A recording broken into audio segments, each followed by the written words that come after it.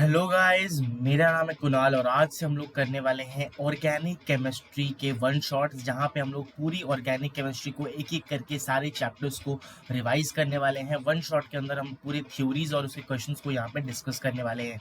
तो आज हमारे पास जो है फर्स्ट चैप्टर आता है जिसको हम लोग बोलते हैं जनरल ऑर्गेनिक केमिस्ट्री, जो कि गाइज होता है पूरे ऑर्गेनिक केमिस्ट्री का बेस। यहाँ पे हम लोग केमिकल रिएक्शंस, बहुत सारे इंटरमीडिएट्स एंड बहुत सारी रिएक्शंस के बारे में पढ़ने वाले हैं, जो कि आपको बहुत ज़्यादा इंपॉर्टेंट रोल प्ले करती है पूरी ऑर्गेनिक केमिस्ट्री में। तो शुरू करने से पहले मैं आपको बता दूं, अगर आपने अभी तक टेलीग्राम चैनल को ज्वाइन नहीं किया है तो लिंक जो है वो आपको डिस्क्रिप्शन में मिल जाएगा, वहां से जाके आप ज्वाइन कर सकते हैं। ज्वाइन करने से आपको ये फायदा होगा, session PDF, formula sheets, notes वगैरह आपको वहाँ पे मिलती रहेगी सबसे पहले, ठीक है। तो गाइज ज्वाइन कर लीजिए, लिंक आपको डिस्क्रिप्शन में मिल जाएगा। एंड ऑफ कोर्स गाइज, अगर आपने अभी तक चैनल को सब्सक्राइब नहीं किया है तो वो भी कर दीजिए एंड बेल आइकन को दबा दीजिए, जिससे आपको सारी नोटिफिकेशन हर क्लास की आपको यहाँ पे मिल सके, ठीक है। तो मैं थोड़ा सा फंबल कर गया, I am really sorry for that. तो गाइज चलिए शुरू करते हैं आज का सेशन, जिसका नाम है general organic chemistry GOC, okay. तो गाइज उम्मीद करता हूँ आपको जो स्क्रीन है वो विजिबल है, ठीक है। तो सबसे पहले हम लोग जीओसी में हम लोग पढ़ने वाले हैं इंटरमीडिएट्स के बारे में। तो जब भी कभी हमारे पास यहाँ पे कभी भी हमारे पास अगर कोई केमिकल रिएक्शन होता है तो उसमें कुछ स्टेप्स होती हैं। तो कुछ दो रिएक्टेंट, जैसे फॉर एग्जाम्पल हमारे पास ए प्लस बी, ठीक है, ए प्लस बी गिव्स सी। तो यहाँ पे हमारे पास जो ए और बी है उसको हम लोग क्या बोलते हैं, रिएक्टेंट्स बोलते हैं। क्या बोलते हैं? रिएक्टेंट्स बोलते हैं। वेर एज जो सी होगा वो हमारे पास क्या हो जाएगा, प्रोडक्ट हो जाएगा, ठीक है। अब कोई भी रिएक्शन को इस चीज से मैं ये बोल सकता हूँ कि कोई भी रिएक्शन जो है वो दो स्टेप में हमारे पास टूटती है। एक होता है हमारे पास यहाँ पे रिएक्टेंट जो कि प्रोडक्ट में बदलता है, बट गाइस प्रोडक्ट में बदलने से पहले कुछ उस रिएक्शन में कुछ चीज़ें होती हैं जो हमें जानने की ज़रूरत है, जो कि ये वाला स्टेप है। इसको हम लोग क्या बोलते हैं, यहाँ पे इंटरमीडिएट बनते हैं। इंटरमीडिएट क्या होते हैं, कितने टाइप के होते हैं, उसके बारे में हम लोग पढ़ने वाले हैं। इंटरमीडिएट जो है हमारे पास 3 टाइप के होते हैं। क्या क्या वो 3 टाइप है, हम लोग उसके बारे में अभी डिस्कस करने वाले हैं। तो जो टॉपिक है क्या है हमारे पास, इंटरमीडिएट। सबसे पहले अगर मैं बात करता हूँ इंटरमीडिएट की, इंटरमीडिएट गाइज हमारे पास 2 टाइप का होता है। कौन सा? सबसे पहला जो इंटरमीडिएट होता है वो हमारे पास होता है homolytic intermediate. Homolytic intermediate correct है। और दूसरा जो हमारे पास यहाँ पे आता है, क्या दूसरा हमारे पास जो इधर आता है इंटरमीडिएट, वो क्या होता है, हेटेरोलिटिक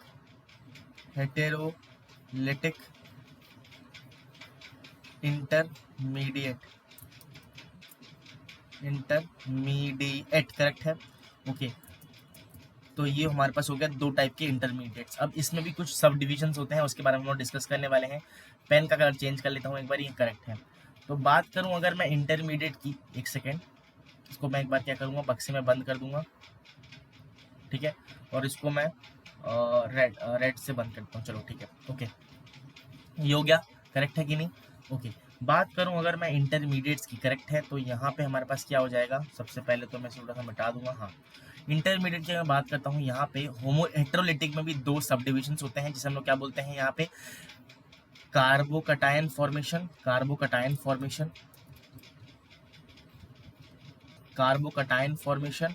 और एक होता है गाइज हमारे पास यहाँ पे कार्बो अनायन फॉर्मेशन, ठीक है।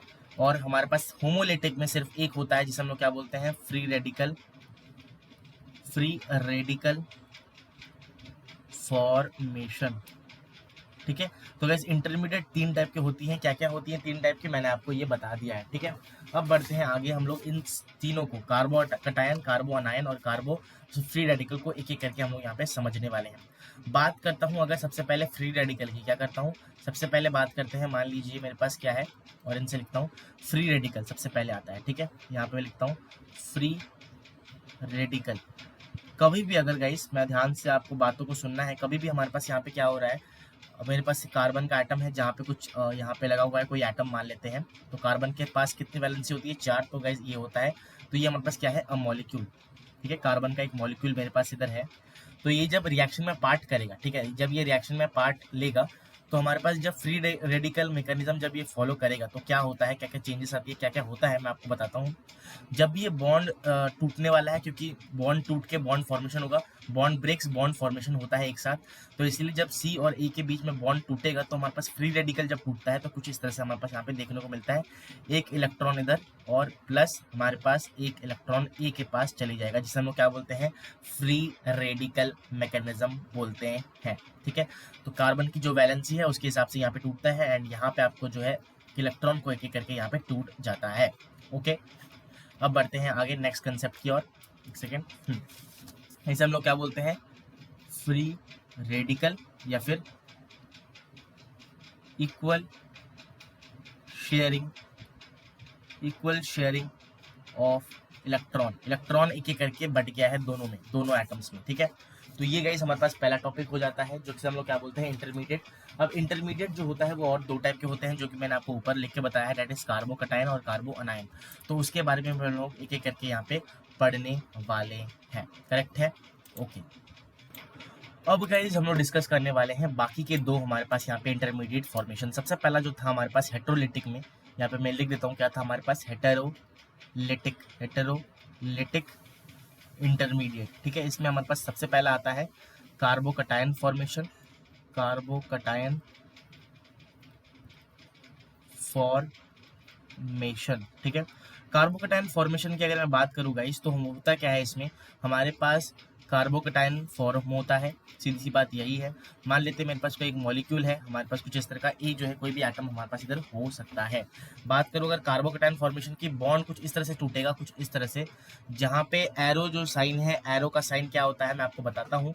यहाँ पे पॉजिटिव होगा, यहाँ पे नेगेटिव बनेगा। आपको एक चीज मैं यहाँ पे लिखवा देता हूँ, नोट करना है आपको, वेरी वेरी इंपॉर्टेंट पॉइंट। ऐसे अगर कभी दिखाया जा रहा है तो एरो का जो हेड वाला पार्ट है उसे हम लोग क्या बोलेंगे, नेगेटिव साइड बोलेंगे। एरो का जो पॉजिटिव मतलब टेल वाला साइड है उसे हम लोग क्या बोलेंगे, पॉजिटिव बोलेंगे। तो कुछ इस तरह से हमारे पास ये बॉन्ड टूटेगा।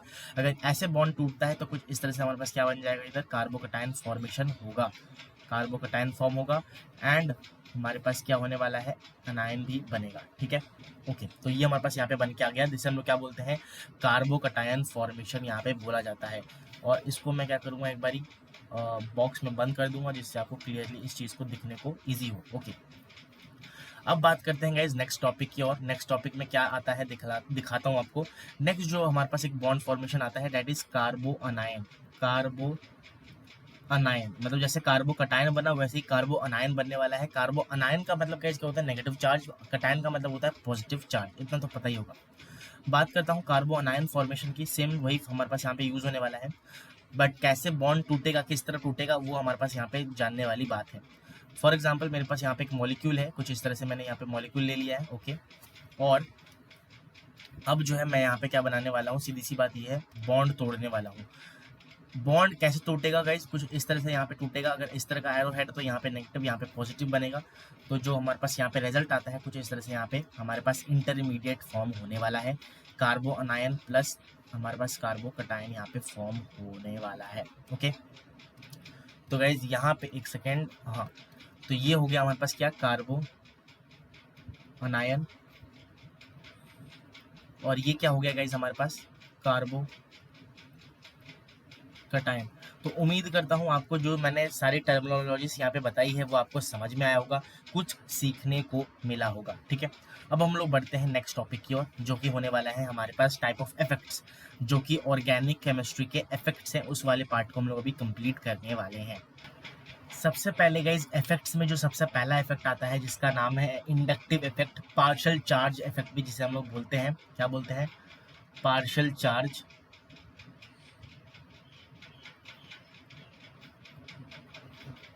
Charge effect. ठीक है, इसका भी ऑल्टरनेटिव नाम है गाइज, ये सीधी सी बात ये है। अब बात कर लेते हैं कि ये इफेक्ट होता क्या है, क्या इसमें जो है चीज़ें होती हैं। इसमें गाइज सबसे मेन पॉइंट जो आपको ध्यान रखनी है, ये जो है डिस्टेंस डिपेंडेंट होता है।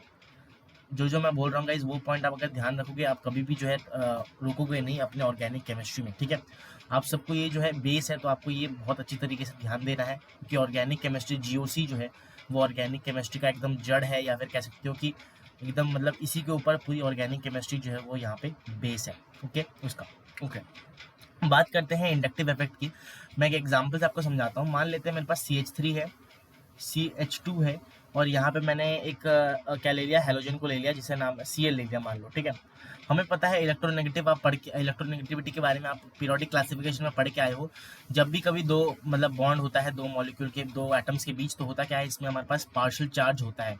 तो ये Cl जो है इलेक्ट्रोनेगेटिव ज़्यादा है, तो इसलिए इसके ऊपर जो है नेगेटिव डेल्टा नेगेटिव यहाँ पे जो है पार्शियल चार्ज होगा, वेराज इसके ऊपर जो है यहाँ पे पार्शियल चार्ज डेल्टा पॉजिटिव का होगा, ठीक है।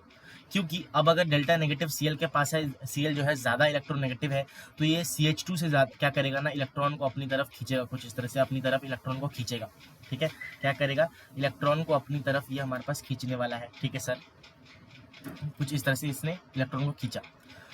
उसी तरीके से गाइज जैसे कि Cl जो है वो CH2 के ऊपर लगा रहा है, वैसे ही गाइज वो फोर्स जो है इलेक्ट्रॉन को खींचेगा CH3 से भी। तो CH3 के ऊपर भी हमारे पास यहाँ पे इलेक्ट्रॉन को वो खींचता है। इलेक्ट्रॉन ने मतलब यहाँ पे मैं क्या लिख रहा हूँ, Cl ने इलेक्ट्रॉन खींच लिया, ठीक है। अब जैसे जैसे दूरियां बढ़ती जाएगी, जैसे जैसे मतलब ये डिस्टेंस डिपेंडेंट है, तो जैसे जैसे दूरियां यहाँ पे बढ़ती जाएगी गाइज, वैसे वैसे ये फोर्स जो है इलेक्ट्रॉन खींचने की टेंडेंसी जो है वो कम होगी। ये तो कॉमन सेंस है, सीधी सी बात ये है, कॉमन सेंस है। जैसे जैसे दूरी बढ़ेगी, मान लो गाइज आप एक चीज़ को, एक मैग्नेट को, ठीक है, कि एक लिमिट तक लाओगे तभी वो जो है मैग्नेट दोनों चिपकेंगी, अगर थोड़ा दूर ले जाओगे तो ऑफकोर्स वो नहीं चिपकेंगी, ठीक है। अच्छा, इसका जो कंडीशन है, एक तो गाइज ये जो म्यू होना चाहिए, मतलब इसका जो है यहाँ पे हमारे पास पोलर होने चाहिए, कंपाउंड जो है वो पोलर होना चाहिए, तभी ये पॉसिबल है। बिना अगर पोलर नहीं है तो ये कंपाउंड जो है नहीं बनते हैं, ओके। अब बात करता हूँ नेक्स्ट की। यहाँ पे एक चीज़ आपको ध्यान देनी है कि जो डेल्टा प्लस है वो हमेशा ज़्यादा होगा डेल्टा प्लस प्लस के, मतलब यहाँ पे वो कम खींचेगा, ठीक है। मतलब Cl जो है वो CH2 को जितना खींचेगा उससे कम ही CH3 को खींच पाएगा, बिकॉज मान लेते हैं कि अगर CH2 का डिस्टेंस Cl से x है, तो ये जो है हमारे पास मान लेते हैं 3x टाइप्स कुछ होगा, कुछ भी हो सकता है, रैंडम मैं कह रहा हूँ। तो इसीलिए CH3 जो है वो हमारे पास Cl जो है वो CH3 को कम खींच पाएगा इलेक्ट्रॉन को, वेराज जो CH2 का इलेक्ट्रॉन है वो Cl जो है वो इजीली खींच पाएगा। तो उम्मीद करता हूँ आपको समझ में आ रहा होगा मैं क्या बताने की कोशिश कर रहा हूँ। डिस्टेंस डिपेंडेंट है, आपको ये ध्यान रखना है कि हमेशा जो पास वाला एटम का जो डेल्टा है वो ज़्यादा होगा एज कम्पेयर टू हमारे पास डेल्टा दूर वाले एटम का डेल्टा, ओके। तो ये गाइस हमारे पास होता क्या है, मैंने आपको बता दिया पूरी जो है मैंने यहाँ पे थ्योरी बता दी इंडक्टिव इफेक्ट की। अब जो है कंपाउंड्स के इंडक्टिव इफेक्ट आपको ध्यान रखने पड़ते हैं। आप अगर पहले पढ़ चुके हो तो आपको पता होगा कि अलग अलग कंपाउंड्स के अलग अलग जो है यहाँ पे इंडक्टिव इफेक्ट होता है। तो यहाँ पे दो टाइप के हमारे पास आते हैं, प्लस आई और माइनस आई, ठीक है। प्लस आई और माइनस आई में क्या क्या है, प्लस आई जो गाइस ग्रुप होते हैं वो हमारे पास क्या होते हैं, इलेक्ट्रॉन डोनेटिंग ग्रुप होते हैं। क्या होते हैं, इलेक्ट्रॉन डोनेटिंग ग्रुप हमारे पास इधर होते हैं, डोनेटिंग ग्रुप हमारे पास इधर होते हैं ये लोग, ठीक है। तो ये क्या करेंगे, इलेक्ट्रॉन को अपने से डोनेट कर देंगे, मतलब ये भिखारी नहीं होते हैं, मतलब ये जो है दानी होते हैं, दानी, ओके। तो क्या करेंगे, सबसे पहले इसमें जो कंडीशंस आती है, सबसे पहले आता है हमारे पास CH2, ठीक है, सबसे ज़्यादा इलेक्ट्रॉन डोनेटिंग ग्रुप है। देन NH, देन हमारे पास यहाँ पे ऑक्सीजन सिंगल एटम, देन हमारे पास कार्बोक्सिलिक एसिड का ग्रुप COO माइनस का, then 3 degree tertiary alkyl group, then हमारे पास यहाँ पे secondary alkyl group, and then हमारे पास primary alkyl group, and then आता है हमारे पास यहाँ पे मिथाइल, ठीक है। तो इसके ये जो है हमारे पास यहाँ पे होता है प्लस आई। यहाँ पे कभी कभी ये भी पूछ लिया जाता है कि टर्शरी हाइड्रोजन, फिर आता है ड्यूटेरियम, एंड देन आता है हमारे पास हाइड्रोजन। तो ड्यूटेरियम एंड हाइड्रोजन हमारे पास इधर आता है। नो इंडक्टिव इफेक्ट, इसमें जो है इंडक्टिव इफेक्ट नहीं होता है, ठीक है। सिर्फ इसके रेस्पेक्ट में जो है हमारे पास यहाँ पे मापा जाता है या जो है बनाया जाता है, इसके रेस्पेक्ट में हमारे पास हम इसको करते हैं, इसके रेस्पेक्ट में। तो ये जो है गाइस इंडक्टिव इफेक्ट का नहीं है, ऊपर वाला जो है वो इंडक्टिव इफेक्ट है, मतलब यहाँ पे प्लस आई की तरह वो लोग काम करते हैं। वैसे ही सिमिलर जो माइनस आई होते हैं, अगर वो डोनेटिंग ग्रुप है तो ये क्या हो जाएगा, इलेक्ट्रॉन विथ ड्रॉइंग ग्रुप, मतलब ये जो है इलेक्ट्रॉन को खींच लेंगे अपनी तरफ, ग्रुप मतलब अपनी तरफ। इन्हें जो है क्या होता है, इलेक्ट्रॉन की लालच होती है, क्या होती है, इलेक्ट्रॉन की यहाँ पे हमारे पास लालच होती है। तो मैं एक सेकेंड क्या करूँगा, इसको स्क्रॉल कर दूंगा एक सेकेंड। तो गैस इलेक्ट्रॉन विदड्रॉइंग ग्रुप में कौन से हमारे पास ग्रुप्स आती है उसके बारे में यहाँ पे लिख दे रहा हूँ। इलेक्ट्रॉन माइनस आई ग्रुप आपको याद रखना है, वेरी वेरी इंपॉर्टेंट गाइस ये है। सबसे पहले आता है हमारे पास यहाँ पे, एक सेकेंड, सबसे पहला जो हमारे पास आता है NF3, देन आता है NR3। ये गाइस हमारे पास ऑर्डर है, आपको ये ध्यान रखना है, वेरी इंपॉर्टेंट है, ठीक है। कैसे लगाना है क्वेश्चन में मैं आपको बताऊंगा अभी कुछ टाइम में। Sr2, देन आता है NH3, देन गाइज आता है NO2, देन आता है SO3H सल्फोनिक एसिड, देन आता है CN, देन आता है एल्डिहाइडिक ग्रुप, देन हमारे पास इधर कंटिन्यू हो रहा है COOH कार्बोक्सिलिक एसिड वाला ग्रुप, देन हमारे पास आते हैं यहाँ पे हैलाइड्स, ठीक है, Cl Br and then I आता है, ठीक है। ये ऑर्डर को आपको मेंटेन करना है, आपको याद करना है। बहुत सारे गाइज हमारे पास टीचर्स जो हैं वो क्या कराते हैं, इसका ट्रिक देते हैं, आप कोई भी यूज़ कर सकते हो, मेरा कोई ट्रिक नहीं है। मैंने अपने टाइम में क्या किया था, बार बार क्वेश्चन को प्रैक्टिस करके आपको क्या कर देना है, इसको लिख के एक चार्ट में चिपका देना है, ठीक है। बार बार आप जब इसको देखोगे तो अपने आप वो याद हो जाएगा, तो कोई भी आपको निमोनिक्स वगैरह की ज़रूरत हो पड़ेगी नहीं, ठीक है। तो मैंने अपने टाइम में यही किया है, तो इसीलिए मैं तो यही सजेस्ट करता हूँ कि आप बार बार देख के इसे जो है प्रैक्टिस करके इसे जो है कंप्लीट करें। निमोनिक वैसे तो आप हर जगह आपको मिल जाएगा, तो इसलिए मैं आपको अपने उसमें कुछ निमोनिक्स नहीं बताया, ठीक है। तो उम्मीद करता हूँ आप जो है समझ रहे होगे बात को। तो ये गाइस हमारे पास इधर आता है जो है माइनस का, बेंजीन के बाद हमारे पास इन आता है, डेट इज यहाँ पे मीथेन इथीन जो भी होता है, ठीक है। तो गाइज ये हो गया हमारे पास प्लस आई और माइनस आई ग्रुप के कुछ ग्रुप्स के एलिमेंट्स, ठीक है। एलिमेंट्स तो नहीं, मतलब कुछ कंपाउंड जिसके बारे में जो ग्रुप है इसका कहीं भी अगर ये लगा हुआ है तो आपको समझ जाना है कि ये माइनस आई है, और ऊपर वाले अगर लगे हुए हैं तो वो हमारे पास प्लस आई की तरह काम करेंगे। प्लस आई क्या करते हैं, इलेक्ट्रॉन को डोनेट करते हैं, माइनस आई क्या करते हैं, इलेक्ट्रॉन को हमारे पास यहाँ पे जो क्या करते हैं, इलेक्ट्रॉन को वो जो है विदड्रॉ करते हैं, मतलब खींच लेते हैं अपनी तरफ, ठीक है सर।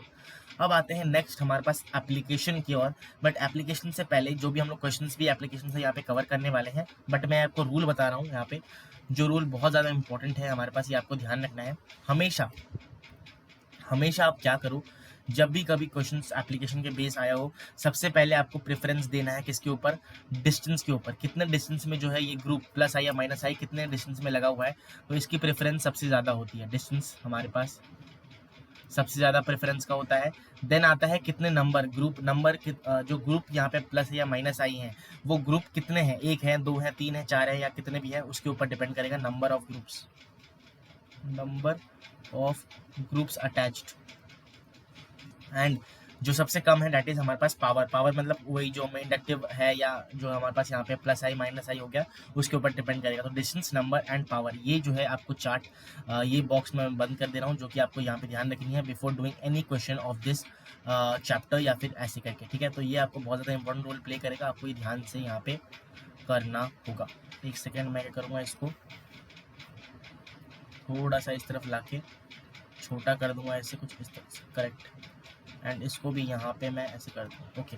तो गाइस ये हो गया है। आपको एक बार अगर आप चाहते हो तो आप स्क्रीनशॉट ले सकते हो, वैसे तो ये पीडीएफ आपको प्रोवाइड कर दी जाएगी, बट अगर आप अभी चाहते हो, बिकॉज ये जो है आप एक जगह एक पेपर में लिख लो, जिससे हम लोग क्वेश्चन जब करेंगे तो आपको ये ऑर्डर याद हो कि कैसे हमें जो है आगे बढ़ना है, ओके। तो मैं 1 मिनट वेट करता हूँ, आप पॉज करके जो है इसका स्क्रीनशॉट ले लीजिए। तो गाइज अब हम लोग करने वाले हैं क्या, एप्लीकेशन ऑफ इंडक्टिव इफेक्ट। हमारे पास सबसे पहले जो एप्लीकेशन आता है, to compare acidic strength. Acidic strength की मतलब कितना जो है कोई भी जो कंपाउंड है वो कितना एसिडिक हो सकता है, उसी का स्ट्रेंथ हम लोग फाइंड आउट करने वाले हैं। किसका, एलिफेटिक कार्बोक्सिलिक एसिड का। हमारे पास एलिफेटिक कार्बोक्सिलिक एसिड गिवन होगा, उसका जो एसिडिक स्ट्रेंथ है उसे हम लोग कैलकुलेट यहाँ पे करने वाले हैं, कैलकुलेट तो नहीं मतलब निकालने वाले हैं, उस कंपेयर करने वाले हैं उसका एसिडिक स्ट्रेंथ को in the basis of inductive effect. मान लेते हैं मेरे पास एक कार्बोक्सिलिक एसिड का ग्रुप है, यहाँ पे कुछ इस तरह का, ये हमारे पास COOH होता है, हमें सबको पता है ये चीज़, ठीक है। अब इसको मेरे को बहुत ही ज़्यादा एसिड बनाना है, ठीक है। अब कोई भी एसिड एसिड क्यों होता है, आपको ये पहले क्वेश्चन आएगा क्या, इसे हम लोग को गुड एसिड बनाना है। क्या बनाना है, हमारे पास जो टारगेट है दैट इज गुड एसिड बनाना है इसे। और गुड एसिड कब होता है, जब वो ज़्यादा H+ जो है, मतलब या फिर ज़्यादा H+ या फिर इजीली H+ रिलीज कर दे, ठीक है। एसिड वो होता है, मतलब गुड एसिड वो होते हैं जो इजीली हमारे पास H+ जो है वो रिलीज कर सकें, इसी को हम लोग क्या बोलते हैं, गुड एसिड या नाइस एसिड हम लोग यहाँ पे नाम देते हैं, ठीक है सर। अब COOH को हमें अगर अच्छा एसिड बनाना है तो हमें क्या करना पड़ेगा, हमें एक ग्रुप यहाँ पे साइड में लगाना पड़ेगा, जिससे क्या करे वो इजीली जो है यहाँ पे हमारे पास ये वाले H को इजीली हमें निकालना है। अगर ये इजीली ये H निकल जाता है इजीली अगर ये निकलता है तो ये हमारे पास अच्छा एसिड हो जाएगा।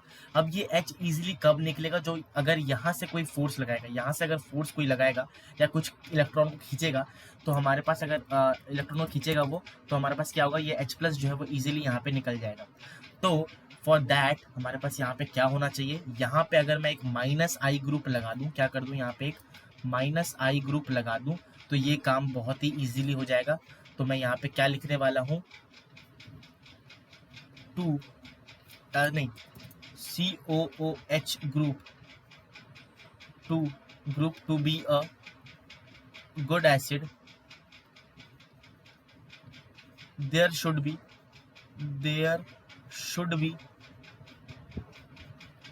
a minus I group attached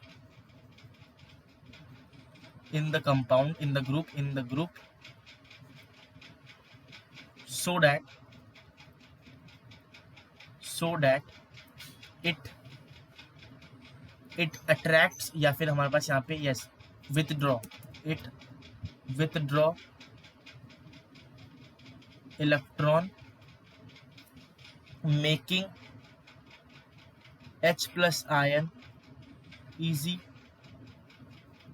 to get release. ठीक है, तो इंग्लिश भाषा मैंने बहुत ज़्यादा लिख दी है, बट जो मेन बात है, मेन मुद्दा है इसका, वो यही है कि अगर मैं यहाँ पे एनर्जी को क्या करता हूँ, माइनस आई ग्रुप को यहाँ पे लगा देता हूँ, तो क्या हो जाएगा, सीधी सी बात ये है, अगर मैं माइनस आई ग्रुप यहाँ पे लगाता हूँ तो ये माइनस आई ग्रुप इसे इलेक्ट्रॉन यहाँ पे खींचेगा। जब इलेक्ट्रॉन खींचेगा तो यहाँ से इलेक्ट्रॉन डेंसिटी कम होगी, कहाँ पे, इस जगह में इलेक्ट्रॉन डेंसिटी यहाँ पे हमारे पास क्या हो जाएगी, कम हो जाएगी। इलेक्ट्रॉन डेंसिटी कम होगी तो H प्लस जो है उसके ऊपर कम फोर्स लगेगा और H प्लस निकल जाएगा। ठीक है, तो उम्मीद करता हूँ आपको सारी जो है चीज़ें समझ में आ गई है। अब जो है मेन मुद्दा, जो है मेन बात है, वो मैं यहाँ पे लिखने वाला हूँ। क्या होगा मेन बात, जो हमारे पास एसिडिक स्ट्रेंथ है, एक सेकेंड, जो हमारे पास यहाँ पे एसिडिक स्ट्रेंथ है वो क्या हो जाएगा इधर, acidic strength of carboxylic acid is directly proportional to minus I group and inversely proportional to plus I group. ठीक है, तो हमें ये पता चल गया है कि ये जो है हमारे पास इधर फॉलो होने वाला है। ठीक है, तो मैं यहाँ पे इसे बक्से में बंद कर देता हूँ एंड इसको लाल कर देता हूँ जिससे आपको क्लियरली दिखे। एंड दूसरी बात ये है कि इसे थोड़ा सा छोटा कर देता हूँ जिससे वो हमारे पास स्पेस भी यहाँ पे हो जाए। ठीक है, तो मैंने इसको यहाँ पे रख दिया है जिससे आप क्लियरली दिख सके इस तरह से, करेक्ट, ओके। एंड इसको भी थोड़ा सा हम लोग छोटा कर देंगे बिकॉज ये भी जो है हमारे पास आपको जगह मिलना चाहिए बाकी चीज़ों को लिखाने के लिए। क्वेश्चन यहीं पे करेंगे जिससे एक ही जगह हमारे पास इधर हो जाए दोस्तों। ठीक है, तो मैंने यहाँ पे आपको लिख दिया है कुछ इस तरह से।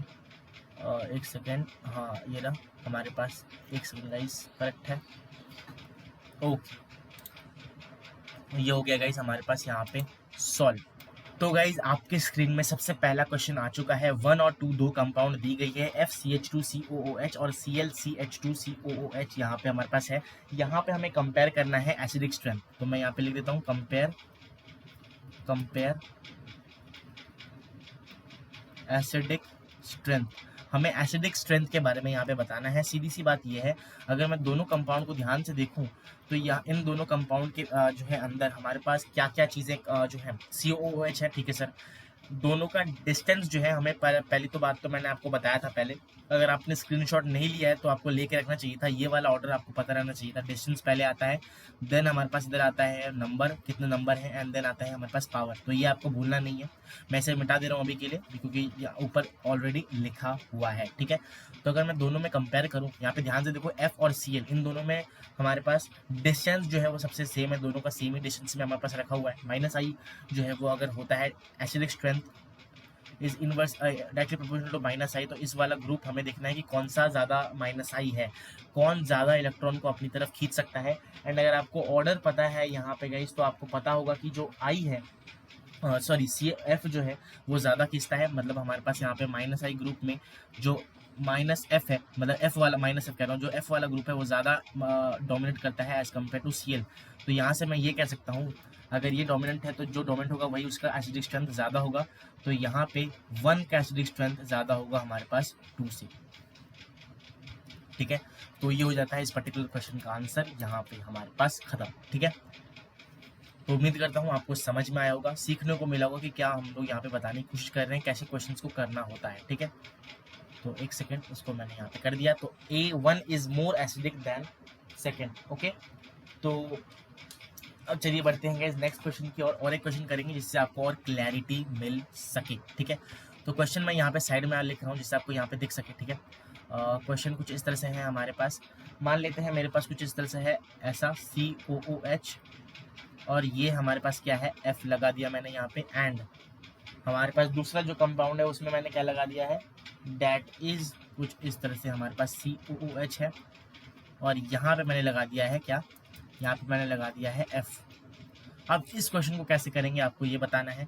सबसे पहली बात तो आपको ये मैं बता दूं, यहाँ पे एक सेकेंड ध्यान से गाइस अगर देखें, यहाँ पे भी हमें कंपेयर करना है एसिडिक स्ट्रेंथ को, तो हमारे पास सबसे पहली बात तो जो हमारे पास डिस्टेंस है उसके ऊपर काम किया जाता है। तो डिस्टेंस जो है वो हमारे पास, डिस्टेंस हम लोग यहाँ पे देखेंगे तो डिस्टेंस ऑफ F इन 1 जो है वो पास में है, जो जितना पास होगा उतना ही ज़्यादा अच्छा है। तो 1 में जो है करीब है एज कम्पेयर टू सेकंड, तो इसी से हमारे पास क्वेश्चन हो गया है क्योंकि दोनों हमारे पास सिमिलर कंपाउंड लगे हुए हैं। तो इसीलिए दैट्स वाई देयरफॉर हमारे पास जो acidic strength of 1 is greater than 2, ठीक है। तो उम्मीद करता हूँ आपको समझ में आएगा कि कैसे मैंने इस क्वेश्चन को किया है, एंड आपको सीखने को मिला होगा कि कैसे हमें अप्लाई करना है इस पूरे कंसेप्ट को, ओके। तो गाइज एसिडिक स्ट्रेंथ के बारे में हम लोगों ने बात कर लिया है। अब हम लोग बात करने वाले हैं बेसिक स्ट्रेंथ ऑफ अमीन्स के बारे में। सबसे पहले अगर मैं बेसिक स्ट्रेंथ की बात करता हूँ तो आता है लुईस बेस का कंसेप्ट। लुईस बेस क्या होता है, कोई भी कंपाउंड मान लेते हैं जिसके पास हमारे पास अवेबिलिटी ऑफ लोन पेयर्स हो, क्या है मतलब लुईस बेस, मतलब बेसिक स्ट्रेंथ कंपेयर करने के लिए हमारे पास ये होता है। लुईस बेस के बारे में जानना पड़ेगा।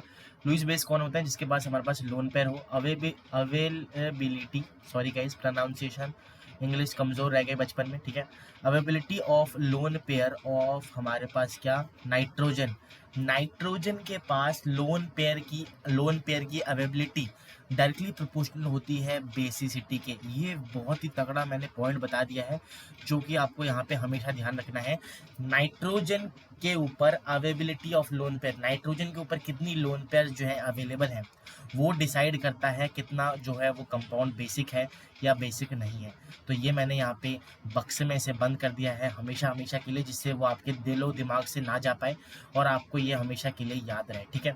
तो इसको मैंने यहाँ पे बंद करके थोड़ा सा इसे छोटा भी कर देते हैं, एक सेकेंड, कुछ इस तरह से यहाँ पे इसको थोड़ा सा, एक सेकेंड गाइज, यस करेक्ट, थोड़ा सा। तो ये गाइज हमारे पास यहाँ पे हो गया है कि लुईस बेस, उसका कंसेप्ट जो है कि नाइट्रोजन के ऊपर हमारे पास अगर लोन पेयर है तो वो जितना ज़्यादा लोन पेयर उतना ही ज़्यादा वो कंपाउंड बेसिक, ठीक है, समझ में आ गया। अब बढ़ते हैं आगे। नेक्स्ट अगर मैं आपको बात करूँ यहाँ पे यहाँ पे जो इस कंपाउंड में या इंडक्टिव इफेक्ट के उसमें हमारे पास अगर मैं बात किया जाए तो गैस फेज में हमारे पास अमाइंस की बात हो रही है, ठीक है, अमाइंस की बेसिसिटी के बारे में बात हो रही है। तो गैस फेज में हमारे पास क्या होता है, कुछ इस तरह का ऑर्डर रहता है, जो नाइट्रोजन Me3 है, ठीक है, टर्शरी, देन आता है हमारे पास secondary amine, okay, secondary amine, and then आता है हमारे पास प्राइमरी अमीन। तो ये होता है हमारे पास 3 degree, 2 degree and 1 degree basicity का ऑर्डर। बेसिसिटी का ऑर्डर मैं यहाँ पे लिख भी देता हूँ, बेसिसिटी ऑर्डर ऑफ जो है अमीन्स, ठीक है। अमीन्स की बेसिसिटी ऑर्डर अगर गैस फेज में पूछा जा रहा है तो गाइस आपको ध्यान रखना है कुछ इस तरह का होगा। बट अगर लिक्विड फेज में या एक्वस फेज में पूछा जा रहा है, अगर एक्वस फेज में पूछा जा रहा है, एक्वस फेज में पूछा जा रहा है, मतलब अगर पानी पानी है सब कुछ, अंकल जी पानी पिला दीजिए मेरा गला सूख रहा है, वो वाला अगर है फेज, ठीक है, तो क्या होगा यहाँ पे हमारे पास, अगर इसमें भी 2 केसेस आते हैं, अगर हमारे पास जो आर है मतलब जो अल्काइल ग्रुप है वो मिथाइल है, ठीक है, और अल्काइल ग्रुप अगर हमारे पास क्या है, इथाइल है, इथाइल मतलब ईटी मान लेते हैं, ठीक है, ओके। तो उस केस में हमारे पास यहाँ पे थोड़ा सा चेंज आता है। क्या क्या आता है बता देता हूँ आपको। अगर ये हमारे पास मिथाइल है तो 2 डिग्री जो हमारे पास अमीन होगा वो सबसे ज़्यादा बेसिक हो जाएगा, देन हमारे पास 1 डिग्री एंड देन हमारे पास यहाँ पे 3 डिग्री आता है। ये आपको ध्यान रखना है, ठीक है। 213 अगर मिथाइल है तो, एंड अगर हमारे पास यहाँ पे इथाइल है तो 231 हमारे पास यहाँ पे ऑर्डर आएगा, मतलब 2nd degree amine, 3rd degree amine, tertiary Amin and primary amine का कुछ इस तरह का ऑर्डर रहता है। ये क्यों होता है, बिकॉज ऑफ, यहाँ पे मैं ये भी लिख देता हूँ, बिकॉज ऑफ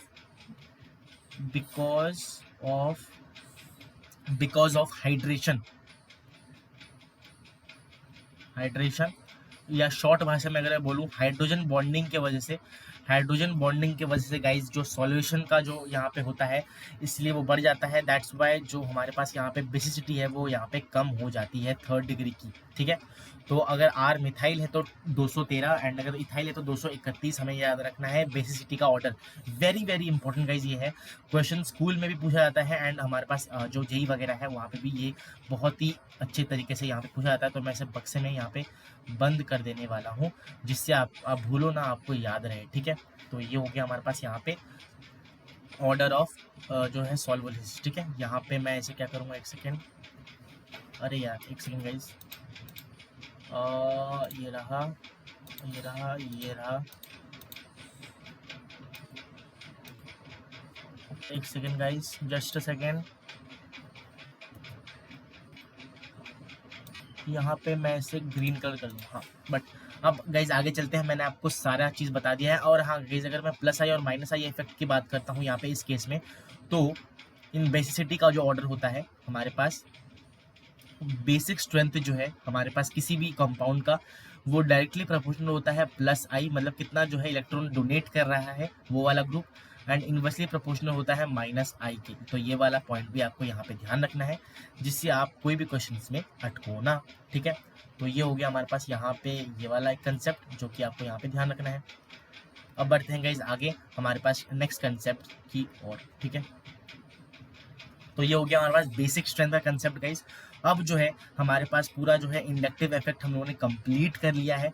अब जो है हम लोग जाने वाले हैं किसमें, दूसरे टाइप के इफेक्ट के बारे में जिसका नाम है जो है हाइपर कॉन्जुगेशन या फिर नो बॉन्ड रेजोनेंस इफेक्ट, ठीक है। तो अगर आपने स्क्रीनशॉट नहीं लिया है तो जल्दी से कर लीजिए, वैसे तो सेशन पीडीएफ आपको मिल जाएगा, बट फिर भी अगर आप लिखना चाहते हो तो नोट कर लीजिए पॉज करके। तो गाइज अब हम लोग करने वाले हैं हाइपर कॉन्जुगेशन इफेक्ट। यहाँ पे सबसे पहले जो हमारे पास यहाँ पे डिस्कस करने वाले हैं इसकी कंडीशन क्या होती है। ये भी गाइज एक इफेक्ट ही होता है जिसका कुछ कंडीशंस के द्वारा होता है। इसका नाम ऑल्टरनेटिव जो है that is equal to no bond resonance भी होता है। कंडीशन की बात करूँ गाइज, जो कंपाउंड है उसमें अल्फा कार्बन sp3 होना चाहिए, बहुत ही ज़्यादा इंपॉर्टेंट है, आपको मैं यहाँ पे लिखवा रहा हूँ। sp3 हाइब्रिडाइज होना चाहिए and alpha carbon alpha hydrogen should be there, alpha hydrogen should be there, should be there. तो ये दो कंडीशन अगर सेटिस्फाई कर रही है तो हमारे पास उस कंपाउंड में क्या लगने वाला है, हाइपर कॉन्जुगेशन इफेक्ट जो है यहाँ पे लगने वाला है। तो मैं यहाँ पे इसको क्या करूँगा, एक सेकेंड,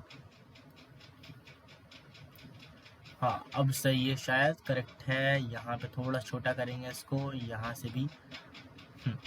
तो ये हो गया गाइज हमारे पास हाइपर कॉन्जुगेशन इफेक्ट का क्या कंडीशन। अब हम लोग बात कर लेते हैं कि इसमें होता क्या है, इस कंडीशन में हमारे पास हम लोग करते क्या है। सबसे पहले मैं आपको यहाँ पे डायरेक्ट जो रिजल्ट बताने वाला हूँ। यहाँ पे बात करूँ नंबर ऑफ हाइपो जो पूछा जाता है हमारे पास, that is number of hyper conjugating structure, hyper conjugation या hyper conjugating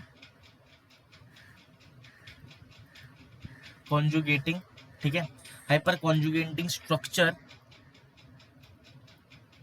involving CH bond breaking, CH bond breaking.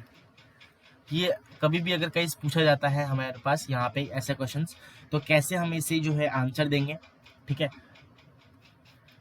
तो इसका जो आंसर होगा या जो भी हमारे पास इसे निकालेंगे that is number of alpha H, उस कंपाउंड में कितने नंबर ऑफ अल्फा एच है वो आपको यहाँ पे गिन लेना है। तो आप इजीली जो है वहाँ पे नंबर ऑफ स्ट्रक्चर्स कैलकुलेट कर सकते हो, ठीक है। एग्जांपल देता हूँ आप सब लोग को और क्वेश्चंस भी इसके साथ साथ हो जाएगा, तो आपको और जो है इसमें ईजी हो जाएगा। ज़्यादा इंपॉर्टेंट है नहीं, इसलिए हम लोग यहाँ पे टाइम स्पेंड ज़्यादा करेंगे भी नहीं।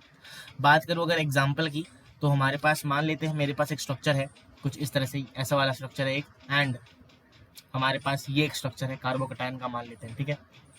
चलो एक सेकेंड, कार्बोकटायन का मान लेते हैं, ठीक है। हमें बताना है कि इन दोनों में से सबसे ज़्यादा जो है मतलब इसके हाइपर कॉन्जुगेटिंग स्ट्रक्चर्स कितने हैं, ठीक है। इसे कैसे फाइंड आउट करेंगे, सबसे पहली बात तो इसे फाइंड आउट करने का एक ही तरीका है, क्या है, सबसे पहले हमें लिख लेना इधर। अगर मैं बात करूँ इस जो भी गाइज वहाँ पे हमारे पास होगा, जैसे एल्कीन हो सकता है, कार्बोकटायन हो सकता है, कार्बो अनायन हो सकता है, फ्री रेडिकल हो सकता है, उसके रेस्पेक्ट में हमें ये कैलकुलेट करना होता है। क्या कैलकुलेट करना होता है, हाइपर कॉन्जुगेटिंग स्ट्रक्चर्स कैलकुलेट करना होता है। बात करूँ अगर फर्स्ट वाले डायग्राम में, तो हमारे पास डबल बॉन्ड यहाँ पे मिल रहा है। डबल बॉन्ड के रेस्पेक्ट में कितने अल्फा कार्बन है, अल्फा हाइड्रोजन है, तो यहाँ पे गाइस आप देख सकते हो एक ही इसी में हमारे पास 2 अल्फा हाइड्रोजन होंगी। तो यहाँ पे total number of alpha hydrogen is equal to 2 alpha H. और यहाँ पे अगर मैं इसके रेस्पेक्ट में यहाँ पे बात करूँ तो यहाँ पे हमारे पास 2 अल्फा हाइड्रोजन हो गए, यहाँ पे हमारे पास 3 अल्फा हाइड्रोजन हो गए, एंड यहाँ पे हमारे पास कितने हो गए, 3 अल्फा हाइड्रोजन। तो इन टोटल हमारे पास कितने अल्फा हाइड्रोजन है, 8 अल्फा हाइड्रोजन हमारे पास इस कंपाउंड में दिख रहे हैं। तो जो यहाँ पे 1 और 2 में से जो 2 है वो ज़्यादा, मतलब क्या बोल सकते हैं हम लोग, ऐसे कह सकते हैं कि ऐसे देखो 1 का मतलब इसके जो है हमारे पास अल्फा एच इतने, सॉरी क्या लिख रहा हूँ मैं, एक सेकेंड गाइज, एक सेकेंड, हाँ अल्फा हाइड्रोजन, ठीक है। तो इस वाले कंपाउंड के हमारे पास 2 हाइपर कॉन्जुगेटिंग स्ट्रक्चर्स बनेंगे, वेयर एज इस वाले कंपाउंड के हमारे पास 8 हाइपर कॉन्जुगेटिंग स्ट्रक्चर्स यहाँ पे बनने वाले हैं। वैसे देखा जाए तो गाइस हाइपर कॉन्जुगेशन होता क्या है उसको अगर समझाने जाऊंगा तो बहुत जो है गाइस टाइम पास हो जाएगा, ठीक है। वैसे तो बहुत ही इंटरेस्टिंग सा वो टॉपिक है और आपको इस मोमेंट में गाइस ये जानने की ज़रूरत बिल्कुल भी नहीं होगी मेरे हिसाब से, ठीक है। तो उम्मीद करूंगा आपको जो है समझ में आ रहा है मैं क्या बताने की कोशिश कर रहा हूँ। यहाँ पे आपको यही ध्यान रखना है जो मैंने आपको ऊपर बताया है कि कभी भी अगर हाइपर कॉन्जुगेटिंग स्ट्रक्चर्स के बारे में पूछा जाता है तो जो भी आपका वहाँ पे जिसमें खूबी होगी, खूबी मतलब डबल बॉन्ड हो सकता है, फ्री रेडिकल, कार्बोकेटायन, कार्बोनाइन, उसके रेस्पेक्ट में हमें अल्फा हाइड्रोजन यहाँ पे फाइंड आउट करना है। जिसके जितना अल्फा हाइड्रोजन होंगे उतने ही उसके क्या हो जाएंगे, यहाँ पे हाइपर कॉन्जुगेशन स्ट्रक्चर्स बनने वाले हैं। ओके, तो मैं इसे ऐसे कर दूंगा, हाँ। और इसको क्या करने वाले हैं, एक second guys, just a second. तो गाइज उम्मीद कर रहा हूँ आपको जो है पूरा क्लियरली यहाँ पे दिख रहा होगा क्या क्या कंडीशंस है, क्या होता है, फॉर्मूला कैसे निकालेंगे हाइपर कॉन्जुगेटिंग स्ट्रक्चर्स, और लास्ट में मतलब राइट साइड में आपको एग्जांपल दिख रहा होगा मैंने जैसे यहाँ पे निकाल के दिखाया है। तो ये गाइज पूरा हमारे पास हाइपर कॉन्जुगेशन हो गया। अब जो है हम लोग बहुत ही इंटरेस्टिंग सा टॉपिक कंसेप्ट करने वाले हैं जिसका नाम है रेजोनेंस। रेजोनेंस गाइज बहुत ही इंपॉर्टेंट टॉपिक है, बहुत ही इंटरेस्टिंग सा भी है, तो उसको हम यहाँ पे डिस्कस करने वाले हैं आज, ठीक है। तो गाइज अगर आपने अभी तक नोट नहीं किया है इसको तो आप नोट कर लीजिए अपने कॉपी वगैरह में, एंड आगे बढ़ते हैं हम लोग नेक्स्ट टॉपिक की ओर। तो गाइज चलिए स्टार्ट करते हैं। रेजोनेंस, रेजोनेंस होता क्या है अगर मैं बात करता हूँ, कभी भी गाइज रेजोनेंस जो है एक हमारे पास हाइपोथेटिकल सिचुएशन होता है, ठीक है।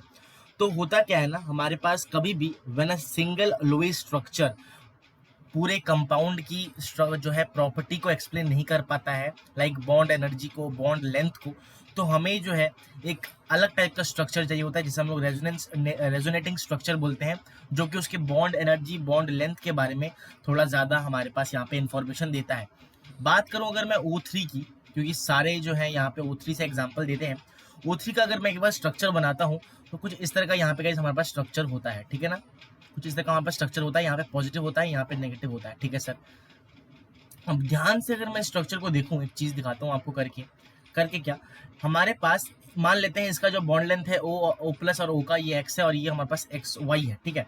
तो थ्योरी से हम लोग ये कह सकते हैं कि थ्योरी बोलती है ऐसा कि जो एक्स बॉन्ड लेंथ है वो हमारे पास वाई से बड़ा होना चाहिए, बिकॉज डबल बॉन्ड है। तो एक्स की जो है हमारे पास यहाँ पे, सॉरी बॉन्ड एनर्जी की बात हो रही है यहाँ पे, हमारे पास एक्स की बॉन्ड एनर्जी ज्यादा होना चाहिए किससे, वाई से, ठीक है। तो और y का जो बॉन्ड लेंथ है वो हमारे पास ज्यादा होना चाहिए किससे, हमारे पास बॉन्ड लेंथ की बात हो रही है किससे, हमारे पास x से। बट प्रैक्टिकली ये देखा गया जब हम लोगों ने एक्सपेरिमेंट वगैरह किया, एक्सपेरिमेंटली हमारे पास एक्सपेरिमेंटली ये पाया गया कि जो हमारे पास बॉन्ड एनर्जी है x की वो बराबर आ रही है किसके, y की।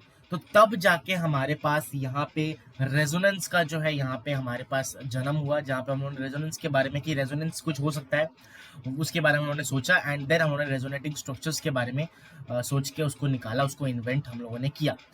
तो एक चीज मैं आपको बता दूं, एटम जो है वो कभी भी रेजोनेंस में मूव नहीं कर सकते, और हाँ रेजोनेंस में जो है पाई इलेक्ट्रॉन का मूवमेंट होता है, electron movement occurs in resonance, ठीक है। तो ये मैंने बेसिक आपको इन्फॉर्मेशन दे दी है। अब जो है एक बात मैं आपको बताता हूँ, यहाँ पे जो होता है क्या होता है, अगर मैं इसका रेजोनेटिंग स्ट्रक्चर बनाऊं, यहाँ पे रेजोनेटिंग स्ट्रक्चर बनाने के लिए हमारे पास जो O3 है वो क्या बन के आ जाता है कि यहाँ पे हमारे पास पूरा बॉन्ड लेंथ जो है वो यहाँ पे डिस्टर्ब होके कुछ इस तरह से यहाँ पे बन जाएगा, ये हमारे पास ओ हो गई है। यहाँ पे कुछ बॉन्ड फॉर्मेशन होगा, यहाँ पे हमारे पास पार्शियल बॉन्ड का फॉर्मेशन होता है एक्स और वाई, यहाँ पे प्लस और माइनस, ठीक है। और माइनस तो नहीं, माइनस हाफ हो जाएगा इधर देखा जाए तो, एक सेकेंड गाइज, हाँ यहाँ पे क्या हो जाएगा -12 एंड यहाँ पे भी क्या हो जाएगा -12 के बराबर आ जाएगा। ये होता है हमारे पास रेजोनेटिंग स्ट्रक्चर, जहाँ पे bond energy of x is equal to bond energy of y। ठीक है, तो रेजोनेटिंग हमारे पास यहाँ पे फिनोमेना होता है। अब हम लोग बात कर लेंगे कॉन्जुगेशन के बारे में। कॉन्जुगेशन होता क्या है कि इस रेजोनेंस स्ट्रक्चर में हमारे पास कंडीशन टू एग्जिबिट रेजोनेंस में कॉन्जुगेशन होता क्या है, कंडीशन टू एग्जिबिट हमारे पास रेजोनेंस। तो यहाँ पे कॉन्जुगेशन की अगर बात करूँ, जो मैं कॉन्जुगेशन लिखा रहा हूँ आपको वो याद करने हैं। कभी अगर इस टाइप का कॉन्जुगेशन आपको दिखा तो आपको पता चल जाना चाहिए यहाँ पे जो है हमारे पास रेजोनेंस होने वाला है। सबसे पहला जो हमारे पास यहाँ पे आता है एक्स, कोई भी हमारे पास एलिमेंट होगा मतलब कंपाउंड होगा, double bond Y, single bond Z के ऊपर हमारे पास पॉजिटिव साइन। ठीक है, मतलब कार्बोकैटायन जेड के ऊपर। देन एक्स डबल बॉन्ड हमारे पास वाई, सिंगल बॉन्ड यहाँ पे हमारे पास नेगेटिव, मतलब क्या बोलते हैं इसे, नेगेटिव सिंगल डबल होगा। ठीक है, ऊपर वाला क्या है, पॉजिटिव सिंगल डबल। आपको राइट टू लेफ्ट पढ़ना है, राइट टू लेफ्ट आपको पढ़ना है। मैं यहाँ पे लिख देता हूँ राइट टू लेफ्ट, हमारे पास इधर कॉन्जुगेशन होगा। तो positive single double, then negative single double. ठीक है, ये आ गया है। देन थर्ड आता है हमारे पास यहाँ पे लोन पेयर सिंगल डबल, जिसे हम लोग एक्स लोन पेयर पहले बनाएंगे, सिंगल डबल हो गया। तो यहाँ पे हमारे पास लोन पेयर यहाँ पे हमारे पास होना चाहिए जेड के पास, lone pair single double. Then fourth हमारे पास जो कॉन्जुगेशन आता है उसे हम लोग क्या बोलते हैं, alternative single double single double. ठीक है, या फिर डबल सिंगल डबल सिंगल। तो X double bond Y, double bond Z, double bond हमारे पास मान लेता हूँ डब्ल्यू। सारे डबल बॉन्ड नहीं होगा गाइस, गलती हो गई है, एक सेकेंड। हमारे पास ऑल्टरनेटिव लगेंगे, तो अगर ऑल्टरनेटिव लगेंगे तो यहाँ पे हमारे पास मान लेते हैं डबल बॉन्ड है तो ये सिंगल डबल ऐसे हो जाएगा, हमारे पास सिंगल डबल ऐसे चलता जाएगा। पांचवा जो हमारे पास यहाँ पे कॉन्जुगेशन आता है that is equal to vacant orbital single double. ठीक है, सिंगल डबल तो सिंगल हमारे पास ये हो गया, एंड वेकेंट ऑर्बिटल यहाँ पे हमारे पास एक बना देंगे। छठा जो हमारे पास इधर आता है that is lone pair vacant, lone pair और वेकेंट हमारे पास इधर होगा। ये हमारे पास वेकेंट हो गया, ये हमारे पास यहाँ पे लोन पेयर मैंने बता दिया है। एंड जो लास्ट हमारे पास इधर है, लास्ट जो हमारे पास इधर होगा दैट इज इक्वल टू हमारे पास सेवेंथ होने वाला है, that is radical single double, radical single double, radical single double हमारे पास इधर होगा कुछ इस तरह से। अब ये जो गाइस वेकेंट मैंने बोला, वेकेंट क्या है, वेकेंट कभी भी अगर ये हमारे पास गिवन है, मैं आपको यहाँ पे लिख देता हूँ क्या, ये चीज अगर कभी भी आपको गिवन है क्या, ए कोई भी कंपाउंड दे रखा है उधर भी हमारे पास वेकेंट है, और यहाँ पे हमारे पास सिंगल बॉन्ड या कोई बॉन्ड होगा, और यहाँ पे लोन पेयर अगर दिख जाए तो आपको पता चल जाना चाहिए यहाँ पे बैक बॉन्डिंग होने वाली है। बैक बॉन्डिंग का केस गाइज ये होने वाला है, जैसे जो सिक्स्थ वाला केस है वहां पे हमारे पास बैक बॉन्डिंग होने वाली है। बैक बॉन्डिंग में होता क्या है, जो हमारे पास ये लोन पेयर है वो लोन पेयर ए को डोनेट कर देगा कुछ इस तरह से, और यहाँ पे बैक बॉन्डिंग मतलब पीछे की तरफ जा रहे हैं तो बैक बॉन्डिंग यहाँ पे हमारे पास बनेगा, जिसे हम लोग बोलते हैं। तो ये सिक्स वाला केस जो है वो यही बैक बॉन्डिंग को शो कर रहा है। तो वाई जो है अपने लोन पेयर एक्स के वैकेंट ऑर्बिटल में डोनेट कर देगा। ठीक है, और एक कंडीशन जो अगर रेजोनेंस करानी है तो जो मेजर कंडीशन है कि सारे एटम्स जो पार्टिसिपेट कर रहे हैं रेजोनेंस में, जो single double X Y Z जो लिखा हुआ है वो सेम प्लेन में होना चाहिए। ठीक है, सारे प्लेन मतलब यहाँ पे लिख दे रहा हूँ कि X Y Z same plane में होना चाहिए, सेम प्लेन में हमारे पास इधर होने चाहिए। ठीक है, तो ये हो गया गाइज, मैंने सारे कॉन्जुगेशन आपके सामने लिख दिए हैं। ये कॉन्जुगेशन आपको यहाँ पे याद रखना है बिफोर डूइंग योर क्वेश्चन। कभी भी अगर ऐसा दिखता है तो आपको ऐसे जो है यहाँ पे करना होगा। ठीक है, तो एक सेकेंड।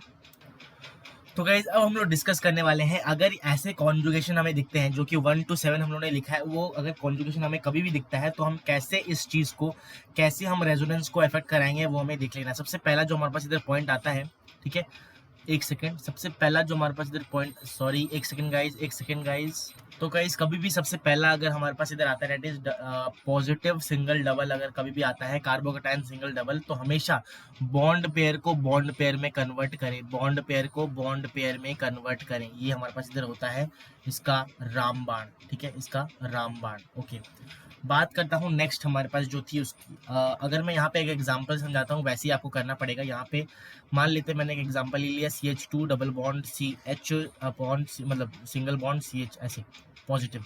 तो अगर इसका रेजोनेटिंग स्ट्रक्चर क्या हो जाएगा, रेजोनेंट स्ट्रक्चर को कुछ इस तरह का डबल एरो से दिखाते हैं, तो इसका resonant bond pair is converted into bond pair. तो यहाँ पे ये सिंगल जो है हमारे पास यहाँ पे कन्वर्ट हो जाएगा CH2 पॉजिटिव के साथ।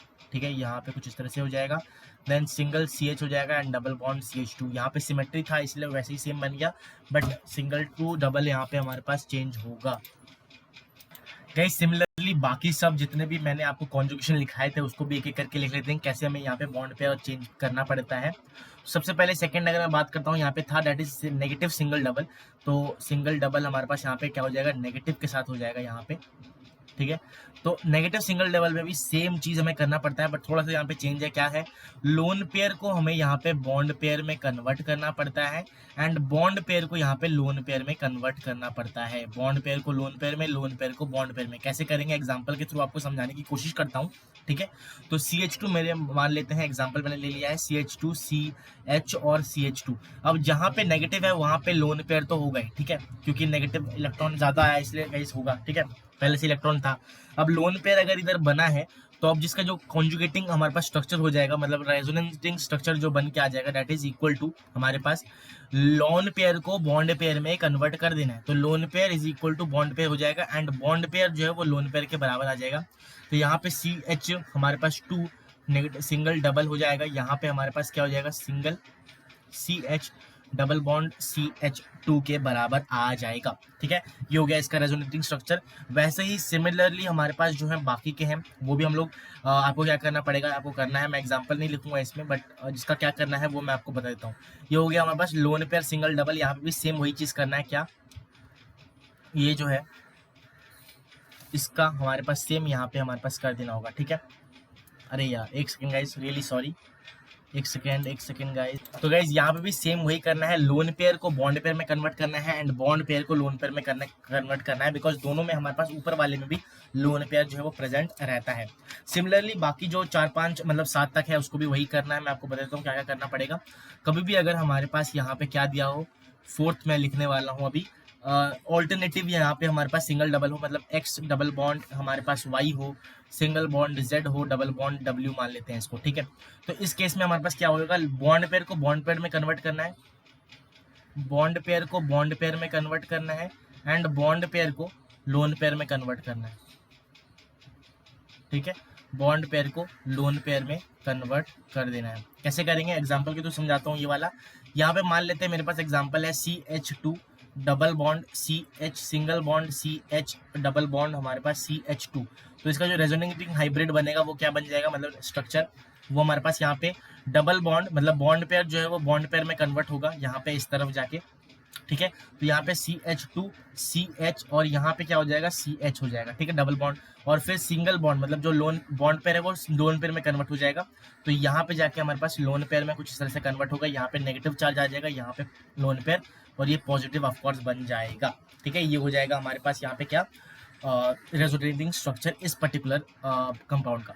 नेक्स्ट बात करते हैं पांचवा हमारे पास जो था, डेट इज हमारे पास X डबल बॉन्ड Y जो है single bond Z vacant orbital अगर दिया हो, ठीक है। तो यहाँ पे क्या होता है, बॉन्ड पेयर को बॉन्ड पेयर में कन्वर्ट करना पड़ता है, बॉन्ड पेयर को बॉन्ड पेयर में कन्वर्ट करो, ठीक है। वेकेंट ऑर्बिटल सिंगल डबल, इसमें क्या करेंगे एग्जांपल के तो समझाता हूँ। मान लो मेरे पास यहाँ पे क्या है, CH2 है, ठीक है, CH2 है मेरे पास, डबल बॉन्ड CH है, ठीक है। और यहाँ पे हमारे पास सिंगल बॉन्ड में BH2 कोई कंपाउंड मैंने यहाँ पे ले लिया है, जिसके पास Ba है, तो बोरॉन के पास वेकेंट ऑर्बिटल्स होते हैं। तो इसका जो रेजोनेटिंग स्ट्रक्चर यहाँ पे बन के आ जाएगा, तैयार हो जाएगा, वो क्या हो जाएगा guys, that is equal to bond pair को बॉन्ड पेयर में कन्वर्ट करना है। ये मैंने कुछ गड़बड़ी अपने आप हो चुका है, मैंने देखा नहीं था, बॉन्ड पेयर को बॉन्ड पेयर में कन्वर्ट करना है, ठीक है। तो बॉन्ड पेयर को बॉन्ड पेयर में कैसे कन्वर्ट करेंगे, ये बॉन्ड पेयर है, यहाँ पे बॉन्ड पेयर चले जाएगा उस तरफ कन्वर्ट होके, एंड जो यहाँ पे चार्ज है वो यहाँ पे डिस्ट्रीब्यूट होगा। तो कुछ इस तरह से हमारे पास CH2 CH double bond BH2, अगर ये भर गया गाइस BH2, इधर इलेक्ट्रॉन आ गया तो यहाँ पे नेगेटिव चार्ज आएगा एक, और यहाँ पे वैसे ही ऑल्टरनेटिवली पॉजिटिव चार्ज आ जाएगा, ठीक है। अब आगे बढ़ते हैं, सेकेंड लास्ट गाइज जो था, मतलब हमारे पास सिक्स्थ वाला, वो भी देख लेते हैं, चेक कर लेते हैं एक बारी। सिक्स्थ वाला जो हमारे पास गिवन था guys, that is equal to हमारे पास X के ऊपर वेकेंट ऑर्बिटल सिंगल बॉन्ड हमारे पास जिसके पास लोन पेयर है वो। तो इस पर्टिकुलर पार्ट में क्या करना पड़ता है, लोन पेयर को बॉन्ड पेयर में कन्वर्ट करना पड़ता है हमारे पास गाइज, ठीक है। कैसे करेंगे मैं बता देता हूँ आपको। लोन पेयर को बॉन्ड पेयर में कन्वर्ट करना है, मैं आपको एक एग्जाम्पल लेता हूँ, CH2OH मैंने यहाँ पे ले लिया, ठीक है। तो O के पास जो है यहाँ पे लोन पेयर होते हैं, CH2 के पास हमारे पास इधर क्या है, एक वेकेंट ऑर्बिटल है। वेकेंट ऑर्बिटल अगर है गाइस तो क्या करेगा, यहाँ पे बैक बॉन्डिंग कर लेगा। जब मैंने बताया था आपको, कभी भी अगर वेकेंट ऑर्बिटल लोन पेयर है तो ये बैक बॉन्डिंग करता है। बैक बॉन्डिंग करने के बाद यहाँ पे हमारे पास जो रेजोनेटिंग स्ट्रक्चर आता है दैट इज CH2, यहाँ पे डबल बॉन्ड, लोन पेयर को बॉन्ड पेयर में कन्वर्ट करना है, तो ये हो गया COH और इसके ऊपर पॉजिटिव चार्ज आ जाएगा, ठीक है ना। तो यहाँ पे बैक बॉन्डिंग इज यूज्ड। ठीक है सर, ये समझ में आ गया। अब आगे बढ़ते हैं गाइस, लास्ट दैट इज हमारे पास लास्ट कॉन्जुगेशन के बारे में हम बात कर लेते हैं, that is free radical single double. तो यहाँ पे मैंने X ले लिया, यहाँ पे double bond Y single Z और रेडिकल Z के ऊपर। तो इस केस में क्या करना पड़ता है, यहाँ पे होमोलिटिक बॉन्ड क्लीवेज होता है। तो इस केस में हमारे पास होमोलिटिक बॉन्ड ब्रेक करके हमें आगे बढ़ना है। मैं आपको एग्जांपल के थ्रू समझाता हूँ। CH2 double bond CH single bond CH2 मैंने यहाँ पे ले लिया है और यहाँ पे क्या है, CH2 के ऊपर नेगेटिव चार्ज रखा हुआ है, ठीक है ना। CH2 के ऊपर नेगेटिव चार्ज, सॉरी नेगेटिव कह रहा हूँ, यहाँ पे रेडिकल होगा ना, सॉरी। हाँ, जो CH2 है उसके ऊपर क्या लगा हुआ है, रेडिकल लगा हुआ है। तो कैसे तोड़ेंगे हम लोग इस डबल बॉन्ड को, यहाँ पे धीरे धीरे करके तोड़ देंगे। जब तोड़ेंगे तो रेजोनेटिंग स्ट्रक्चर क्या बन के आ जाएगा, मैं आपको बता देता हूँ यहाँ पे रेड कलर से, कि हमारे पास CH2 के ऊपर रेडिकल यहाँ पे बनेगा, यहाँ पे सिंगल बॉन्ड CH हो जाएगा और ये रेडिकल मिलके, यहाँ पे ये रेडिकल और ये रेडिकल मिलके क्या हो जाएगा, डबल बॉन्ड बना लेंगे, मतलब एक बॉन्ड जो है बन जाएगा। सिंपल सी बात है ऐसे। एंड यहाँ पे क्या हो जाएगा, CH2 बन के तैयार हो जाएगा। तो कुछ इस तरह से आपको सॉल्व करना है। मैंने आपको सातों कॉन्जुगेशन एग्जाम्पल के साथ समझा दिया है गाइस, तो उम्मीद करता हूँ आपको कुछ सीखने को मिला होगा, ठीक है ना। तो ये था गाइस, अभी के लिए हम लोगों ने पूरा रेजोनेंस को कंप्लीट कर लिया है विथ हमारे पास यहाँ पे क्या, विथ हम लोगों ने यहाँ पे क्वेश्चंस और कॉन्जुगेशन को अच्छी तरीके से हम लोगों ने यहाँ पे देखा है, ठीक है। अब जो है हमारे पास स्टेबिलिटी ऑफ रेजोनेटिंग स्ट्रक्चर के बारे में बात करेंगे एंड कुछ और टॉपिक्स के बारे में बात करेंगे, ठीक है। तो स्टेबिलिटी ऑफ रेजोनेटिंग स्ट्रक्चर हम लोग नेक्स्ट पेज में करने वाले हैं। अगर आपने अभी तक इसे देखा नहीं है तो आप पॉज करके एक बार इसका स्क्रीनशॉट ले लीजिए, ठीक है। तो एक सेकेंड। तो गाइस चलिए बात कर लेते हैं अब हम नेक्स्ट टॉपिक की ओर, जो कि हमारे पास है स्टेबिलिटी। जो हम लोगों ने रेजोनेटिंग स्ट्रक्चर के बारे में पढ़ा, अब ये जो रेजोनेटिंग स्ट्रक्चर गाइस बन के आए हैं, इनकी स्टेबिलिटी के बारे में बात करेंगे। तो स्टेबिलिटी ऑफ हमारे पास क्या है, स्टेबिलिटी ऑफ रेजोनेटिंग स्ट्रक्चर्स। ये जो रेजोनेटिंग स्ट्रक्चर्स बन के आए हैं उसकी स्टेबिलिटी के बारे में हम लोग थोड़ा सा यहाँ पे बात करने वाले हैं, ठीक है। जो स्टेबिलिटी है गाइस हमारे पास, सबसे पहले न्यूट्रल कंपाउंड अगर कभी है, न्यूट्रल कंपाउंड अगर हमारे पास है, न्यूट्रल कंपाउंड की जो स्टेबिलिटी है, रेजोनेटिंग स्टेबिलिटी स्ट्रक्चर की स्टेबिलिटी, वो ज्यादा होगी एज कंपेयर टू चार्ज्ड, सबसे पहला पॉइंट। दूसरा क्या आ जाता है यहीं पे हमारे पास निकल के, दूसरा जो हमारे पास इधर आता है पॉइंट, कि stability of resonating structure is directly proportional to number of pi bond. जितना ज्यादा पाई बॉन्ड वहां पे गाइस होगा उतना ही ज्यादा वो रेजोनेटिंग स्ट्रक्चर जो है वो स्टेबल होगा, ठीक है। देन थर्ड जो हमारे पास इधर निकल के आता है, थर्ड जो हमारे पास यहाँ पे डायरेक्टली प्रोपोर्शनल होता है हमारे पास स्टेबिलिटी ऑफ पॉजिटिव या नेगेटिव चार्ज। अगर पॉजिटिव और नेगेटिव चार्ज जो है वो स्टेबल है तो रेजोनेटिंग स्ट्रक्चर खुद बाय इटसेल्फ जो है वो स्टेबल बन जाएगा, ठीक है। एंड देन आता है लास्ट हमारे पास यहाँ पे डिस्टेंस ऑफ पॉजिटिव और नेगेटिव चार्ज फ्रॉम ऑर्डर, मतलब क्या बोलते हैं हमारे पास डिस्टेंस ऑफ पॉजिटिव या नेगेटिव। अगर पॉजिटिव या नेगेटिव दूर दूर है तो स्टेबिलिटी कम हो जाएगी, और अगर पास है गाइस तो स्टेबिलिटी बढ़ जाएगा, बिकॉज ऑफ एनर्जी वहां पे बढ़ेगा, ठीक है। दूसरी बात और एक लास्ट हमारे पास जो पॉइंट आता है गाइस, दैट इज हमारे पास यहाँ पे पांचवा पॉइंट, हमारे पास लाइक चार्जेस अगर नियर है, लाइक चार्जेस अगर हमारे पास पास है, मतलब नियर है, तो स्टेबिलिटी इंक्रीजेस, ठीक है। तो ये अच्छा गाइस, इसमें भी आपको सीक्वेंस याद रखना है, नीचे से ऊपर हम लोग जब जाएंगे, मतलब जैसे मैंने 1 2 3 4 लिखा है वही उसकी जो है, सबसे पहले हम लोग देखेंगे कि न्यूट्रल है कि नहीं हमारे पास, देन पाई बॉन्ड्स कितना है उसकी प्रायोरिटी उसके नीचे होगी, then stability of positive and negative, then distance of positive and negative, and then like charges वाला। तो सीक्वेंस गाइस आपको ध्यान रखना है, कुछ इस तरह से आपको यहाँ पे होगा, ठीक है। तो सबसे ज्यादा प्रायोरिटी आपको न्यूट्रल है कि नहीं वो देख लेना है। अच्छा, ओके, तो ये हो गया गाइस हमारे पास क्या, स्टेबिलिटी के बारे में हमने कमेंट कर दिया है इधर, ठीक है। अब हम लोग कुछ छोटे मोटे और कंसेप्ट करेंगे एंड देन हम लोग मूव करेंगे मेसोमेरिक इफेक्ट के बारे में। अब गाइस हम लोग बात कर लेते हैं डी लोकलाइज और लोकलाइज लोन पेयर के बारे में, ठीक है। तो लोकलाइज और डी लोकलाइज लोन पेयर होता क्या है उसके बारे में आपको बताता हूँ। सबसे पहली बात तो यहाँ पे हमारे पास जो है, सबसे पहले बात कर लेते हैं, एक सेकेंड गाइज, हाँ, सबसे पहले हम लोग बात कर लेते हैं यहाँ पे किसके बारे में, लोकलाइज्ड लोन पेयर के बारे में। Localized lone pair, guys localized lone pair वो होते हैं अगर हमारे पास यहाँ पे लोकलाइज्ड लोन पेयर मतलब ये होता है कि does not participate in resonance, does not participate in resonance, resonance में ये टेक पार्ट नहीं करते हैं, ठीक है। और यहीं अगर मैं डी लोकलाइज की बात करता हूं, एक सेकेंड,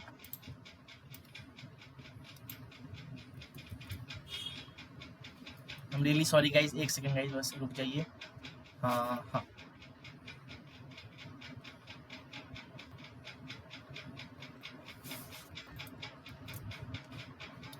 ये गाइज अगर मैं इसी को मैंने यहाँ पे कॉपी किया जिससे मैं डी लिख सकूँ, मेहनत ना करनी पड़े। अगर मैं यहीं पे डी लोकलाइज की बात करता हूँ, यहाँ पे पी नहीं है गाइज, डी है, एक सेकेंड, डी लोकलाइज अगर यहाँ पे है, सेकेंड ऑप्शन हमारे पास इधर है, फर्स्ट ये हो गया। डी लोकलाइज लोन पेयर कौन होते हैं या क्या होते हैं, जो कि पार्टिसिपेट करते हैं, पार्टिसिपेट इन रेजोनेंस, तो ये पार्टिसिपेट करते हैं। ऐसी और दो टर्म्स आती हैं जो कि आपको यहाँ पे ध्यान रखना पड़ता है, extended conjugation and cross conjugation, ठीक है। तो यहाँ पे कभी भी गाइज ये देखो, तो मैं आपको एग्जांपल के थ्रू समझा देता हूँ, बहुत ही इजी टॉपिक है, मैं आपको बताता हूँ यहाँ पे, ये रहा, तो एक सेकेंड, हाँ ये रहा, हाँ। तो एक्सटेंडेड कॉन्जुगेशन क्या होता है, हमारे पास कुछ इस तरह से double bond single double, double single double single double single ऐसे चलता जा रहा है, तो ऐसे क्या बोलते हैं, एक्सटेंडेड कॉन्जुगेशन बोलते हैं। एक्सटेंडेड कॉन्जुगेशन मतलब रेजोनेंस जो है वो रुक नहीं रही है, मतलब कॉन्जुगेशन जो है वो रुक नहीं रहा है, मैं कंडक्शन लिख रहा हूँ, कॉन्जुगेशन होगा वो, कॉन्जुगेशन, ठीक है। एंड यही अगर मैं क्रॉस कॉन्जुगेशन की बात करूं तो कुछ इस तरह का यहाँ पे हमारे पास होगा, डबल सिंगल देन ओ आ गया मान लो बीच में लोन पेयर के साथ, ठीक है। एंड यहाँ पे वही सेम हमारे पास चल रहा है, तो यहाँ पे सिमेट्री होगी, तो इसे हम लोग क्या बोलते हैं, क्रॉस कॉन्जुगेशन बोलते हैं। मतलब यहाँ पे कुछ हद के बाद हमारे पास कॉन्जुगेशन चेंज हो जाती है, ठीक है। तो lone pair single double and इस तरह भी लोन पेयर सिंगल डबल हमारे पास इधर होगा, ठीक है। अगर मैं बात करूँ स्टेबिलिटी की, दोनों में से कौन ज़्यादा स्टेबल है, तो यहाँ पे हमारे पास जो एक्सटेंडेड कॉन्जुगेशन होता है और क्रॉस, हमारे पास ये जो है एक्सटेंडेड कॉन्जुगेशन की स्टेबिलिटी ज़्यादा होती है as compared to cross conjugation. तो ये क्या हो गया, स्टेबिलिटी का ऑर्डर हमारे पास इधर निकल के आ जाता है, ठीक है गाइज। तो गाइज इसी के साथ हम लोगों ने बहुत ही मेन कंसेप्ट को यहाँ पे पूरा कर लिया है, और क्योंकि मेरे को लग रहा है कि हमारे पास शॉर्ट रखना चाहिए हमारे पास आज के सेशन को, तो इसीलिए मैं मेसोमेरिक इफेक्ट और एसिडिक स्ट्रेंथ, डिफरेंट ग्रुप अगर लग जाता है, डिफरेंट फैमिली अगर लग जाते हैं, उसके बारे में, बेसिक स्ट्रेंथ के बारे में और बाकी जो चीज़ें टॉपिक रह जाती है, ठीक है, जीओसी में, उसके बारे में मैं नेक्स्ट सेशन में डिस्कस करने वाला हूं, ठीक है। हम लोगों ने सारी इफेक्ट्स को आज हम लोगों ने पढ़ लिया है, स्टेबिलिटी के बारे में पढ़ा है कि रेजोनेंस इफेक्ट में या मेसोमेरिक इफेक्ट में बाद में हम लोग पढ़ने वाले हैं कल। आज रेजोनेंस स्ट्रक्चर में क्या क्या स्टेबिलिटी के फैक्टर्स होते हैं उसके बारे में उन्होंने पढ़ा है, जो कि आप देख सकते हो यहाँ पे न्यूट्रल जो हमारे पास कंपाउंड होता है उसकी स्टेबिलिटी ज़्यादा होती है, न्यूट्रल रेजोनेटिंग स्ट्रक्चर की स्टेबिलिटी ज़्यादा होती है as compared to charge resonating structure. Number of pi bonds decide करेंगे कि कितना ज़्यादा रेजोनेटिंग स्ट्रक्चर स्टेबल है। ये सब पॉइंट्स आपको लिखे हैं, इसके नोट्स जो है अब आपको डिस्क्रिप्शन में मिल जाएंगे, ठीक है। और गाइस सब्सक्राइब कर लीजिए चैनल को, हम लोग मिलेंगे इस जीओसी के पार्ट 2 में। हम लोगों ने वन शॉट में से खत्म नहीं कर पाए, बिकॉज अगर हम लोग खत्म तो कर सकते हैं गाइज, बट दिक्कत क्या होगी, हम लोग अगर खत्म करेंगे तो बहुत ही ज्यादा बर्डन आप सबके ऊपर पड़ जाएगा। आप एक घंटा करके देखिए, नेक्स्ट सेशन इसी के ऊपर आएगा, जीओसी 2 के ऊपर आने वाला है, ठीक है ना।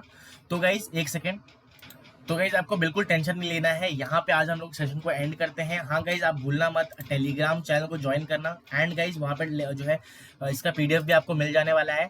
Thanks for watching yes guys. आज हम लोगों ने जीओसी का आधा पार्ट कंप्लीट कर चुका है। मैं जब थंबनेल में डालूंगा, मैं थंबनेल को चेंज करके पार्ट 1 वहाँ पे एडिट कर दूंगा, ठीक है। आपको चिंता की बात बिल्कुल भी नहीं है। मिलेंगे ऐसी ही एक नेक्स्ट जीओसी के पार्ट 2 में, तब तक के लिए thank you so much, love you, bye guys, bye bye.